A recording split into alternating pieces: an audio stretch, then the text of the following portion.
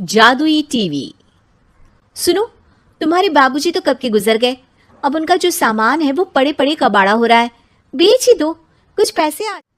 बात तो सही है। अगले संडे फुर्सत में यही करेंगे। अगले संडे रोहित सारा सामान कबाड़ी को घर बुला के दे देता है। तभी उसकी नजर बाबूजी की पुरानी टीवी पर जाती है, जो इतने सालों तक कूड़े में पड़ी थी, फिर भी चमचमा रही थी। टीवी तो देखो, जैसे एकदम नई हो। हाँ, बाबूजी को टीवी देखना बहुत पसंद था। उनका सपना था कि वो टीवी पे आए। एक बार मौका भी था जब वो अपने गांव के गाने सुनाने किसी चैनल पर जाने वाले थे, पर मैं और मेरा भाई लड़ पड़े और बाबूजी को घर पर ही रुकना पड़ा। चला के देखें क्या? हाँ हाँ, क्यों नहीं, देख लेते हैं। पर शायद ही चले। बाबूजी ने उस लड़ाई के दिन के बाद टीवी देखना ही छोड़ दिया था। टीवी चालू करने के लिए उसमें केबल वायर लगा दिया जाता है। एक न्यूज चैनल चालू हो जाती है। स्वर्ग की सीढ़ी के रास्ते हैं तीन, तीनों के तीन रास्ते हैं संगीन। पहला रास्ता है सांप की बीन, दूसरा रास्ता घर में बिछा कालीन, तीसरा रास्ता कलकत्ता से चीन। ये क्या बकवास खबर है, कुछ अच्छा लगा दो। अरे आप बोलो तो सही, कोई अच्छी खबर सुना देता हूं। मेरा तो काम ही खबर देना है। अरे बाप रे, टीवी बात कर रही है। हाँ, ये न्यूज वाला मुझसे। हाँ हाँ, आपसे ही तो बात करूंगा ना, आपके घर में हूं तो। अरे ये सपना है क्या? तुम हमसे बात नहीं कर सकते? अरे सपना नहीं भाई साहब, ये टीवी जादुई टीवी है। बोलो क्या खबर सुननी है, वरना ब्रेक लेने का टाइम आ जाएगा। सुप्रिया घबरा के टीवी बंद कर देती है। वो क्या था? अरे एक बार और चालू करके देखे, फिर से बात करेगा तो चैनल बदल देंगे। सुप्रिया फिर टीवी चालू कर देती है। अरे ऐसा कोई मुंह पे टीवी बंद करके जाता है क्या? मुझे बुरा लगा आपका नेचर। चाय पानी तो पूछो। सुप्रिया टीवी के बटन से चैनल बदल देती है। अब टीवी पर एक फिल्म चल रही है। अरे ये तो सूर्यवंशम है ना? हाँ, और ये ठाकुर को जहर की खीर दे दी और उसको पता भी नहीं है। ए भाई, खीर मत पीना, उसमें जहर है, मत पीना। ठीक है महाशय, जैसा आप कहें। हाँ। अरे आपकी बात मान ली, पूरी पिक्चर ही अब तो बदल जाएगी। मतलब ये सच में जादुई टीवी है? तभी वहां कबाड़ी आ जाता है। भैया, टीवी के 150 रुपए दूंगा, चलेगा? अरे 1.5 करोड़ में भी ना दे तुमको ये टीवी हम। अरे 1.5 करोड़ खरीदने को होते तो तुम्हारे घर में ये पानी चाय नहीं पीता, अंबानी या टाटा के घर बैठा कोल्ड कॉफी पीता। रोहित कबाड़ी का हिसाब करके उससे वहां से चलता करता है और अपने भाई शशिकांत को फोन लगा के बुलाता है। शशि थोड़ी ही देर में वहां पहुंच जाता है। क्या हो गया भैया? अरे बाबूजी का टीवी याद है? हाँ हाँ, जिसमें घुसे रहते थे हमेशा वो, और अपने को कुछ नहीं देखने देते थे। अरे वो अब जादुई टीवी बन गया है। भैया, आपकी बकवास करने की आदत अब तक नहीं गई।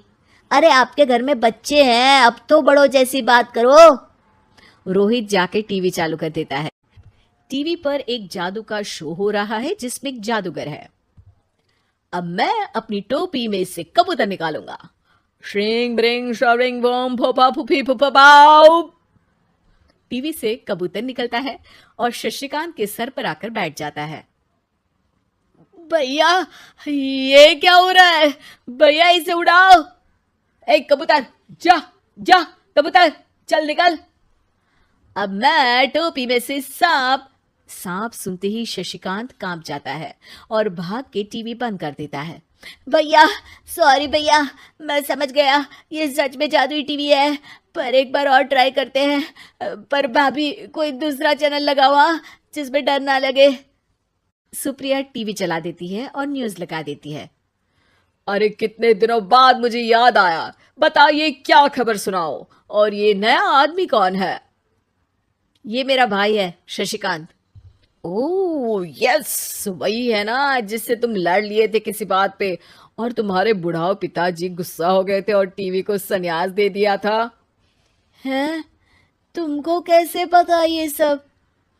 इस टीवी में रहने वाले आदमी से लेकर कबूतर तक को तुम्हारे बाबूजी और तुम्हारी बातें पता है, इसलिए तो ये जादुई टीवी है। ये टीवी क्या कर सकती है वैसे? तुम जो मांगो दे सकती है। कहानी बदल सकते हो, खबर बदल सकते हो, कोई चीज मांग सकते हो। अरे भैया, ये टीवी मैं लेके जा रहा हूँ। बाबूजी का लाडला तो मैं ही था ना। अरे ऐसे कैसे?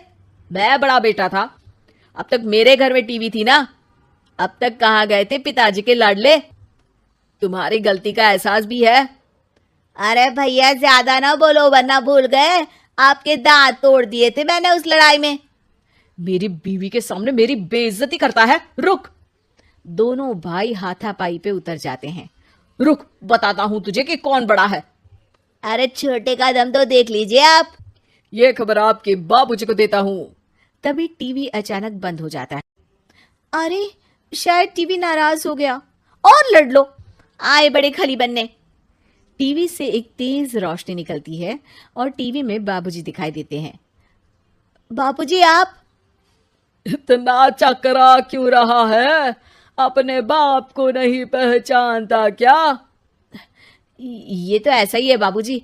प्रणाम बाबूजी। अरे चुप कर, तुम दोनों ही उल्टे हो। तुम्हारी वजह से मैंने टीवी में आने के सपने को छोड़ दिया, तुम्हारी लड़ाई की वजह से। और तो और, जितना मैं अपनी बीवी को नहीं देखता था उतना टीवी को देखता था, वो भी छोड़ दिया तुम दोनों की लड़ाई की वजह से। और अब मरने के बाद जब मैंने टीवी को जादुई टीवी बना दिया तो भी तुम इसका फल लेने की जगह लड़ रहे हो। अरे तुम तो लायक ही नहीं हो। अब तुमको बाबा जी का ठुल्लू भी नहीं मिलेगा। बाबूजी चले जाते हैं। टीवी बंद हो जाता है। रोहित और शशिकांत गिड़गिड़ा के टीवी के सामने हाथ जोड़ के बाबूजी को बुलाते हैं, पर टीवी सिर्फ धुआं निकालता रहता है।